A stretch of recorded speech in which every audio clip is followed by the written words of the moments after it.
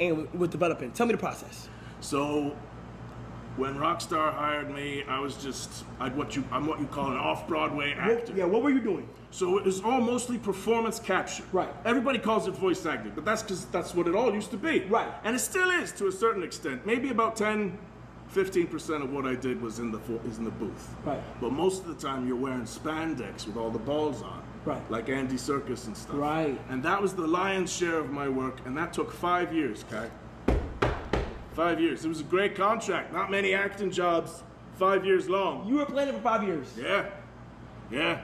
No, not playing it for 5 years. You were developing it for 5 years. We were making it for 5 years, and you couldn't say nothing. Nothing. I did tell my wife, but everyone else I just said video game. And it took 5 years to the point where I got cousins and uncles coming up to me like in the 4th year, Kai, and they're coming up to me saying, look, you don't need to lie, Raj. You don't need to lie. It's okay if you're not working. You don't have to make up this video game. And then they started seeing all these billboards, and they're like, that's funny, because it looks a little bit like Raj, but, you know, just not quite as good looking.